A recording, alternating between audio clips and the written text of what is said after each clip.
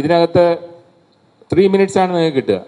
3 minutes കഴിയുമ്പോഴത്തേക്ക് ഇവിടുത്തെ bell കിട്ടും. ആ ബെല്ല് കഴിഞ്ഞ് കഴിഞ്ഞാൽ പിന്നെ you will not get any additional time to present.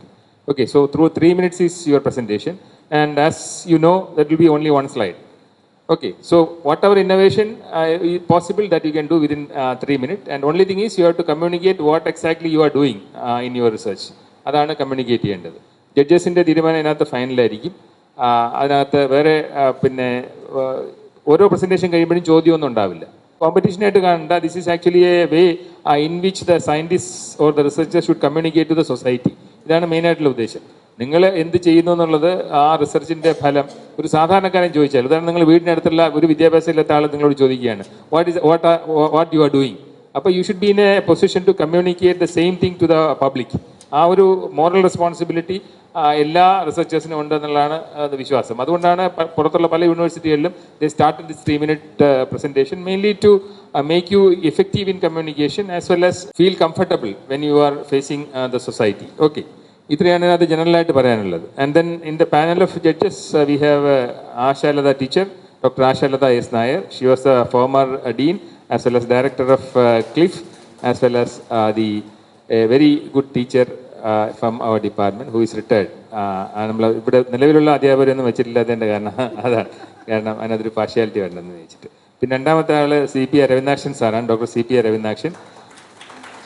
ഒരു പ്രത്യേക ഒരു പരിചയപ്പെടുത്തൽ ആർക്കും ആവശ്യമില്ലാത്ത ഒരാളാണ്. ഏറ്റവും കേരളത്തിലെ ഇപ്പോൾ ഉള്ള ഏറ്റവും ഇഫക്റ്റീവ് സയൻസ് കമ്മ്യൂണിക്കേറ്റർ എന്ന് ഞാൻ പറയും. എൻ്റെ അധ്യാപനം കൂടിയാണ്. അപ്പോൾ അതുകൊണ്ട് എനിക്ക് പറയാം. സാറ് ആ ഒരു കുറേ കാലമായിട്ട്, കഴിഞ്ഞൊരു 40 വർഷക്കാലമായിട്ട് കേരളത്തിൽ സയൻസ് കമ്മ്യൂണിക്കേഷനിൽ ഏറ്റവും ഇഫക്റ്റീവായിട്ട് പ്രവർത്തിക്കുന്നു. വിമൻസ് കോളേജിൽ പ്രിൻസിപ്പലായിരുന്നു, കെമിസ്ട്രി അധ്യാപകനായിരുന്നു വളരെ കാലം. പരിഷത്തിൻ്റെ ഒരുപാട് പ്രവർത്തനങ്ങൾക്ക് നേതൃത്വം നൽകുന്ന ആളുമാണ്. Kunhikrishnan sir, professor Kunhikrishnan university കോളേജിലെ അധ്യാപകനായി റിട്ടയർ ചെയ്തു. ഒരുപക്ഷെ കേരളത്തിൽ നിന്ന് പരിസ്ഥിതി രംഗത്ത് ഏറ്റവും ശക്തമായിട്ട് സംസാരിക്കുകയും ഇടപെടലുകൾ നടത്തുകയും ഒരുപക്ഷെ കുട്ടികളുടെ ശാസ്ത്ര കോൺഗ്രസ്സിൽ ഒരുപാട് കാലമായിട്ട്, കഴിഞ്ഞ ഒരു 20 വർഷക്കാലമായിട്ട് ദേശീയ തലത്തിൽ നാഷണൽ കമ്മിറ്റിയിൽ അംഗമായിരിക്കുന്ന ആളും കൂടിയാണ് കുഞ്ഞികൃഷ്ണൻ സാർ. അടുത്തത് doctor Johnny. Doctor Johnny management സ്റ്റഡീസിൽ management department institute of management MG യൂണിവേഴ്സിറ്റിയിൽ നിന്നാണ്. അദ്ദേഹം തിരുവനന്തപുരത്തുകാരനും കൂടിയാണ്. Thank you sir, thank you for come. Mister Dileep Malayalappuzha എന്ന് പറയുന്നത് ദേശാഭിമാനിയിൽ സയൻസ് കൈകാര്യം ചെയ്യുന്ന ആളാണ്.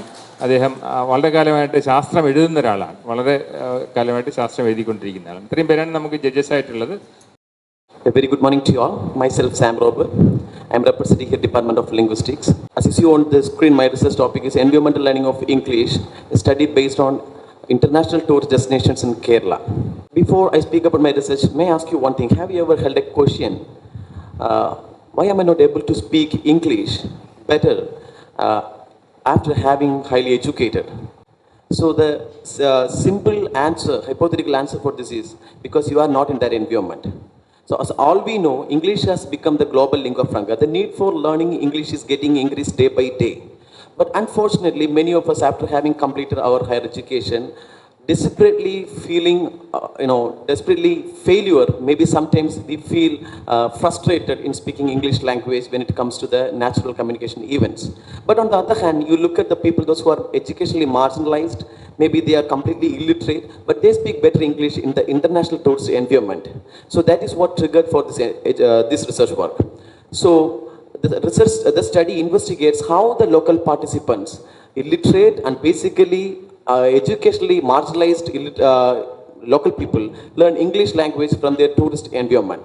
So the ultimate aim of the research is to establish and explain a new language learning model called environmental language learning with a special reference to the international tourist destinations in Kerala.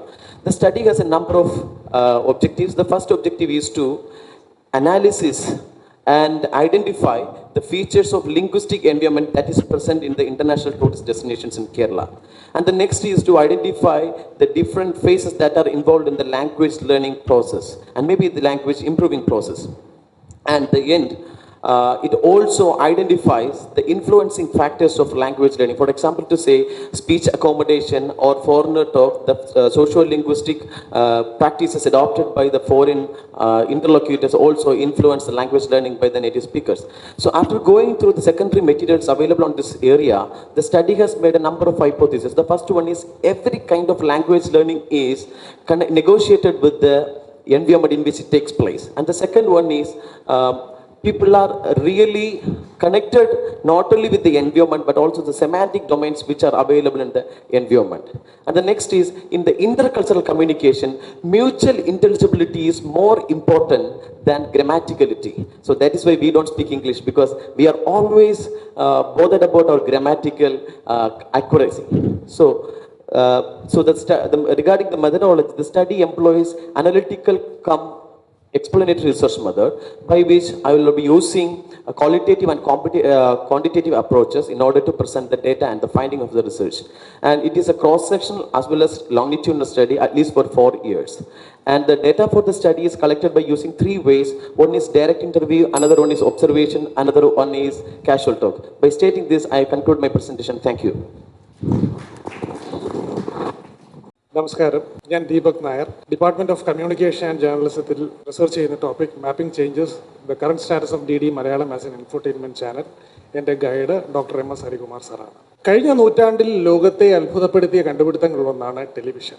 ഇന്ന് television ഇല്ലാത്തൊരു ലോകത്തെക്കുറിച്ച് നമുക്ക് ചിന്തിക്കാൻ പോലും ആവില്ല. Television അത്രമാത്രം നമ്മുടെ ദൈനംദിന ജീവിതത്തെയും വ്യവഹാരങ്ങളെയും ഒക്കെ സ്വാധീനിച്ചിട്ടുണ്ട്, പല രൂപത്തിലും ഭാവത്തിലും. ടെലിവിഷൻ സംപ്രേഷണത്തിൻ്റെ ചരിത്രം പരിശോധിച്ചാൽ നമുക്ക് കാണാൻ സാധിക്കുന്നത് ലോകതലത്തിൽ ടെലിവിഷൻ സംപ്രേഷണം ആരംഭിക്കുന്നത് 1927 അമേരിക്കയിലെ ഷെനക്ടാഡി എന്നുള്ള പ്രദേശത്താണ്. ഇന്ത്യയിലേക്ക് ടെലിവിഷൻ കടന്നു വരുന്നത് 1959-ലും 1985 കുടപ്പനക്കുന്നിൽ നിന്ന് ഒരു ദൂരദർശൻ കേന്ദ്രം ആരംഭിച്ചതോടുകൂടി ടെലിവിഷൻ മലയാളവും സംസാരിക്കാൻ തുടങ്ങി. കഴിഞ്ഞ 25 വർഷക്കാലത്തിലേറെയായി മറ്റ് ഒരു മാധ്യമങ്ങൾക്കും സാധിക്കാത്ത വിധത്തിൽ മലയാളിയുടെ കലാ, സാഹിത്യ, സാമൂഹിക, സാംസ്കാരിക ജീവിതത്തിൽ ടെലിവിഷന് വലിയൊരു സ്വാധീനം തന്നെ ചെലുത്താനായിട്ടുണ്ട്. കഴിഞ്ഞ 30 വർഷക്കാലത്തിലേറെയായി ദൂരദർശൻ്റെ പരിപാടികളിൽ വന്ന മാറ്റങ്ങളെ, അതിൻ്റെ ഉള്ളടക്കത്തിലും അവതരണത്തിലും ടെക്നോളജിയിലും വന്ന മാറ്റങ്ങളെക്കുറിച്ച് പഠിക്കുന്നതിനോടൊപ്പം തന്നെ നിലവിൽ ലോകത്തുള്ള ഒരുപാട് സാറ്റലൈറ്റ് ചാനലുകളുടെ ഒക്കെ ലോകത്തുള്ള നിരവധി സാറ്റലൈറ്റ് ചാനലുകളുമായി മത്സരിക്കുമ്പോഴും ദൂരദർശൻ്റെ സ്ഥാനം എവിടെ എന്നതിനെക്കുറിച്ചൊക്കെ പഠിക്കുകയാണ് എൻ്റെ റിസർച്ചിൻ്റെ പ്രധാനപ്പെട്ട ലക്ഷ്യം. വികസിച്ചു വരുന്ന രാജ്യങ്ങൾ ടെലിവിഷൻ്റെ ഏറ്റവും വലിയ ഉദ്ദേശം എന്ന് പറഞ്ഞാൽ വികസനത്തിന് താങ്ങും തണലുമായി മാറുക എന്നുള്ളതാണ്. മലയാളം ദൂരദർശന് അല്ലെങ്കിൽ DD4-ന് കേരളത്തിൻ്റെ വികസനത്തിന് എന്തുമാത്രം സംഭാവന നൽകാൻ സാധിച്ചു. അതോടൊപ്പം തന്നെ ഓൺലൈൻ മീഡിയയുടെയും സോഷ്യൽ മീഡിയയുടെയും ഇൻ്റർനെറ്റിൻ്റെ ഒക്കെ സാധ്യതകൾ ദൂരദർശൻ എത്രമാത്രം ഇതിനോടകം പ്രയോജനപ്പെടുത്താൻ സാധിച്ചിട്ടുണ്ട്. നിലവിൽ ഏകദേശം 26ഓളം പ്രോഗ്രാമുകൾ ഓരോ ആഴ്ചയും പ്രേക്ഷകരുടെ മുന്നിലേക്ക് ദൂരദർശൻ വെച്ച് നീട്ടുന്നുണ്ട്. ഇതിൽ ഏതൊക്കെ പ്രോഗ്രാമുകളോടാണ് പ്രേക്ഷകർക്ക് പ്രിയം എന്നതിനെക്കുറിച്ചൊക്കെ കണ്ടെത്തുകയാണ് എൻ്റെ റിസർച്ചിൻ്റെ ഉദ്ദേശ ലക്ഷ്യം. ഇതിൻ്റെ റിസർച്ചിൻ്റെ ഭാഗമായിട്ട് കേരളത്തിൽ അങ്ങോളം ഇങ്ങോളമുള്ള കലാ, സാഹിത്യ, സാമൂഹിക, സാംസ്കാരിക രംഗങ്ങൾ പ്രവർത്തിച്ചവരുമായിട്ട് അല്ലെങ്കിൽ പ്രവർത്തിച്ചു വരുന്നവരുമായിട്ട് ഏതെങ്കിലും തരത്തിൽ അവർ ദൂരദർശനുമായിട്ട് ബന്ധപ്പെട്ടിട്ടുണ്ടെങ്കിൽ അവരുമായിട്ടൊരു അഭിമുഖം നടത്തി അവരുടെ ദൂരദർശനെക്കുറിച്ചും ദൂരദർശൻ്റെ പരിപാടികളുമായി ബന്ധപ്പെട്ടിട്ടുള്ള അവരുടെ വീക്ഷണത്തെ റെക്കോർഡ് ചെയ്യുകയും അതോടൊപ്പം തന്നെ കേരളത്തിൻ്റെ വിവിധ ജില്ലകളിൽ നിന്നുള്ള 1000ഓളം സാധാരണക്കാർക്ക് സർവേ നൽകുകയും അവരുടെ അഭിപ്രായം ശേഖരിച്ച് അതിനെ നിരവധി സ്റ്റാറ്റിസ്റ്റിക്കൽ ടെസ്റ്റുകളിലൂടെ കടത്തിവിടുകയും അതിലൂടെ എൻ്റെ ഒരു റിസർച്ച് പരിസമാപ്തിയിലേക്ക് എത്തുമെന്ന് കരുതും. കഴിഞ്ഞ 2010 മുതൽ ഓഡിയൻസ് റിസർച്ച് എന്നൊരു പ്രക്രിയ ദൂരദർശൻ നിർത്തിവെച്ചിരിക്കുന്ന സാഹചര്യത്തിൽ ഇന്ന് ദൂരദർശൻ്റെ സ്ഥാനം, പ്രേക്ഷക മനസ്സുകൾ ദൂരദർശൻ്റെ സ്ഥാനം എവിടെയെന്ന് മനസ്സിലാക്കാൻ ഒരുപക്ഷെ ദൂരദർശൻ ഇതിലൂടെ സാധിക്കും. അതിലൂടെ തന്നെ നിരവധി പ്രോഗ്രാമുകൾ ഡിസൈൻ ചെയ്യുമ്പോൾ ഇത് വളരെയധികം പ്രയോജനപ്പെടുമെന്നും ഞാൻ കരുതുന്നു. നന്ദി, നമസ്കാരം. My dear friends, good morning one and all. I am Manavika Ajaykumar and I am from the Department of English. My thesis is titled Emerging Malayali Digital Public Sphere, the Politics of Gender. So as the title suggests, my thesis revolves around the Malayali public sphere. The public sphere is any deliberative space, physical or virtual, where people come together to discuss matters of common concern and if possible, reach a common judgment about them. So it could be anything as simple as a public debate or anything as large as a digital public sphere, which is constituted by social media sites like Facebook, Twitter, Instagram, etc. My thesis rests on the hypothesis that there has been a structural retransformation in the Malayali public sphere since its digitization, and that gender is one of the parameters of the said transformation. For the purpose of my thesis, I have delineated mainly 4 research objectives. The first research objective is to map the transformations and retransformations of the Malayali public sphere since its 19th century nascent literary variations to its contemporary digital variations. The second research objective is to map how gender becomes a primary cultural fault line that organizes these transformations and retransformations of the Malayali public sphere. The third research objective is to analyze how gender debates negotiate themselves in the contemporary digital Malayali public sphere. And the fourth research objective is to analyze how these Malayali digital terrains facilitate the rise of counter-public discourses. Counter-public discourses are discourses that exist in tension with the mainstream discourses in the mainstream public sphere. For the purpose of my thesis, I would be employing many methodological and theoretical tools, which includes but is not limited to Habermasian and post-Habermasian conceptualizations of the public sphere, including feminist and queer responses to these conceptualizations. I would also be including the theoretical tools within discourse analysis, visual culture studies, cultural studies, and gender theories, with special focus on cyberfeminism and networked feminism. Through the course of my thesis, I attempt to question and find the answers to many gendered concerns. For example, why was it that the educated Malayali rebellious woman was labeled as the Adhunika Vanida way back in the 19th century Malayali literary public sphere?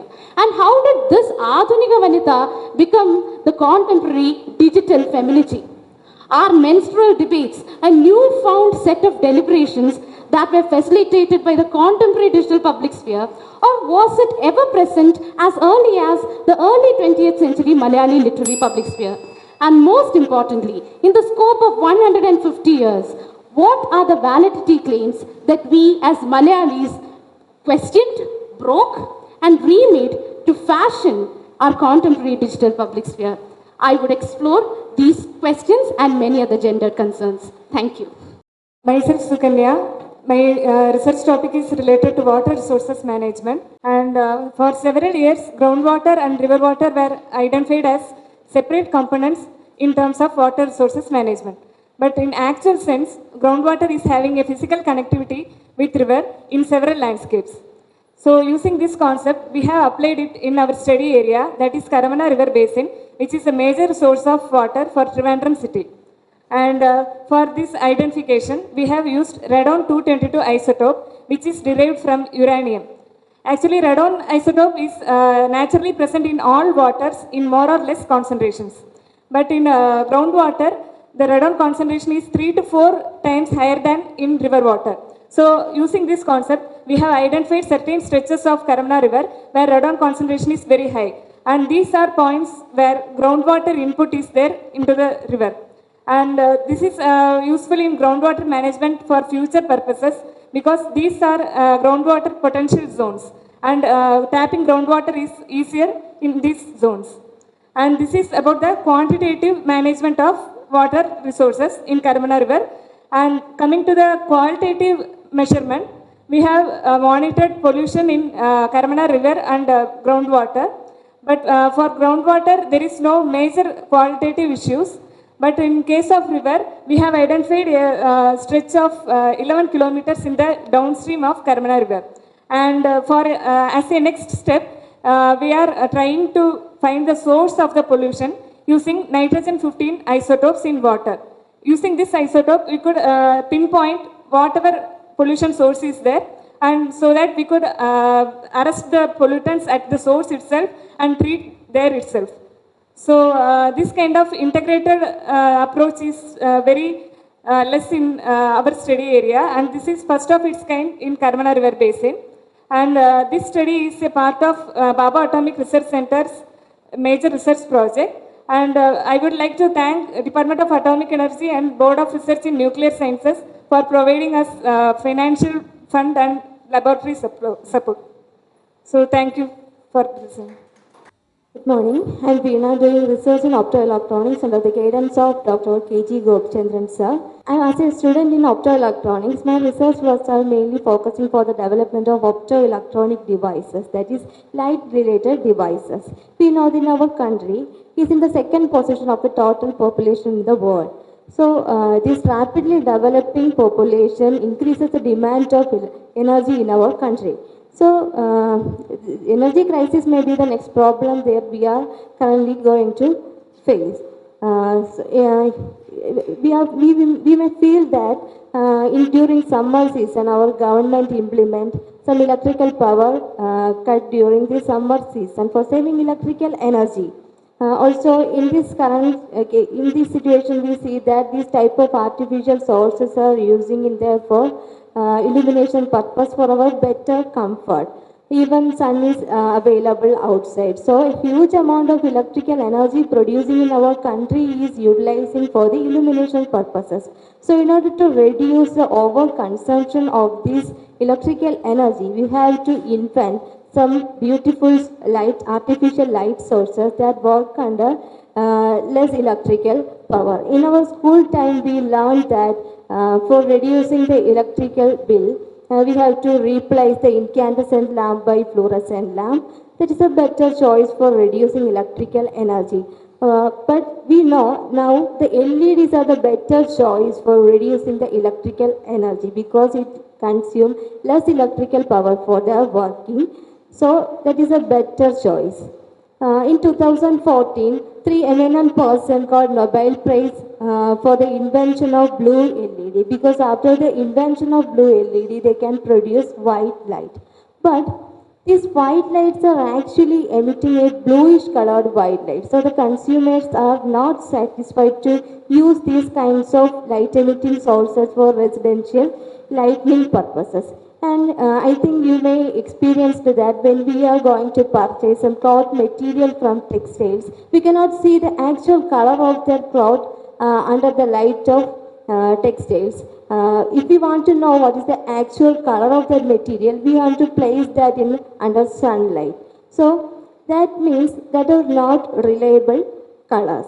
So researchers are always working to develop a light source that exactly mimics the properties of sunlight.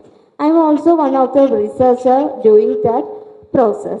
In my research work, my ultimate aim is to develop new and better white light emitting LED sources for future application, not only for illumination purposes but also in all optical fiber communications, in display devices, etc. That's my work.